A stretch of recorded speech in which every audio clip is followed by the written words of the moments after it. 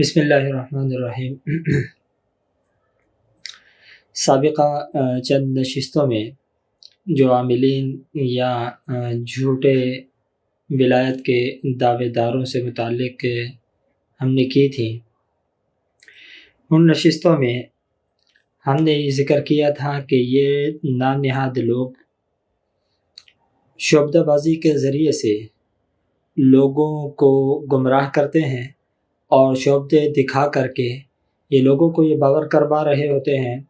کہ یہ خلاف عادت امور جو ہم انجام دے رہے ہیں یہ ہماری بزرگوں کی علامت اور نشانی ہے، اور سیادہ لوگ عوام جو ہیں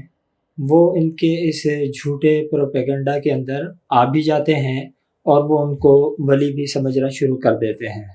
در حقیقت یہ لوگ شعبدہ باز ہوتے ہیں اور کرامت وغیرہ ان کے ہاتھ میں کوئی نہیں ہوتی۔ شعبدہ باز میں کرامت کہاں ہوگی؟ کرامت کا تعلق ولایت کے ساتھ ہوتا ہے۔ تو ہمارے اس نشست پہ بعض لوگوں کی طرف سے ایک سوال آیا کہ آپ لوگ جو ہے علی الاطلاق وہ کرامات کو جو ہے نفی کر رہے ہو۔ بزرگوں کے اندر تو یہ چیزیں پائی جاتی ہیں، جہاں پہ بزرگ ہوگا تو وہاں پہ کرامت تو آئے گی، کرامت کا ظہور تو ہوگا۔ اس قسم کے عجیب و غریب قسم کے سوالات ہمارے پاس بھیجے گئے، تو ضروری محسوس کیا گیا کہ اس چیز پہ تھوڑا سا عوام کو آگاہی دے دی جائے۔ حالانکہ میں نے ان نشستوں میں اس کی طرف واضح اشارہ دیا تھا، وہ ایک الگ بات ہے کہ چونکہ ضمنی بات تھی تو اس کو بہت سطحی نظر سے سننے والا وہ اس کو نہیں سمجھ سکتا، اس اشاروں کو وہ نہ سمجھ سکے، تو اس لیے معلوم ہوا کہ آج اس کی تھوڑی سی وضاحت دے دی جائے۔ پہلی بات تو آپ یہ سمجھ لیں کہ کرامت کسے کہتے ہیں اور شعبدہ اور کرامت کے اندر فرق کیا ہے۔ کرامت تو ایک ایسا چیز ہے جو اللہ رب العالمین بزرگوں کو عطا فرماتے ہیں کہ جس کے کوئی ظاہری اور باطنی خفیہ اسباب نہ ہوں اور خلاف عادت کوئی واقعہ کسی کے ہاتھ پر ظہور پذیر ہو جائے، ہم اسے کرامت سے تعبیر کرتے ہیں، لیکن بشرطے کہ وہ شخص احکام شرع کا صحیح معنوں میں پابند بھی ہو، احکام شرع کے اوپر وہ 100% عمل کرنے والا بھی ہو۔ ایسا نہیں ہے کہ اس کا حلیہ وہ بظاہر دین داروں والا ہے لیکن دین داروں والی صفات اس کے اندر موجود نہیں ہے۔ اب دین داروں والی صفات کیا ہیں؟ دین داروں والی صفات وہ ہیں جو اللہ رب العالمین نے احکامات دیے ہوئے ہیں، جو 100% ان احکامات کے اوپر چلنے کی اس میں کیا ہو، نہ صرف یہ کہ عادات ہوں بلکہ یہ کہ اس کی عادت کے اندر پختگی ہو کہ اگر لاشعوری طور پر بھی اس کا کوئی قدم اٹھے تو وہ دین کے تابع ہو کر کے ہی اٹھے۔ ایسا نہیں ہے کہ وہ تصنع کر رہا ہو کہ لوگوں کے سامنے تو وہ اپنے آپ کو بہت اچھا ظاہر کرتا ہو لیکن پس پردہ اس کے اقوال، اس کے افعال اور اس کا اٹھنا بیٹھنا، اس کے روزمرہ کے جو معمولات ہیں وہ شریعت کی لائن سے ہٹے ہوئے ہوں۔ ایسا نہیں ہو بلکہ اس کے افعال و اقوال وہ کیا ہوں، شریعت کے احکامات کے 100% تابع ہوں۔ اب یہاں پہ ہمارے ہاں بہت سے لوگ ایسے ہیں، بلکہ ہم خود بھی اس کے اندر شامل ہیں کہ بھئی ہم اپنا آپ لوگوں کے سامنے اچھا بنا کر کے تو رکھتے ہیں لیکن پس پردہ ہمارے اقوال و افعال وہ جو ہے ہمارے اس ظاہری حلیہ کی چغلی کھا رہے ہوتے ہیں کہ یہ جو ہمارا ظاہری حلیہ ہے ہمارے اقوال و افعال اس کے منافی ہو جاتے ہیں۔ تو یہ تو بحیثیت انسان ہونے کی کمزوری ہر ایک کے اندر ہے، ہمارے اندر بھی ہے، بہت سی خامیاں ہیں، ہم اس کے اعتراف کرتے ہیں، لیکن جن لوگوں کو اللہ رب العالمین نے ولایت کے مراتب کے اوپر فیض کیا ہوا ہوتا ہے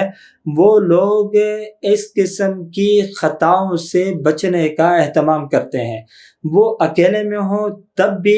وہ اپنے ظاہر کے موافق اپنے باطن کو رکھتے ہیں، وہ مجلس کے اندر ہوں تب بھی وہ اپنے ظاہر کو باطن کے موافق رکھتے ہیں۔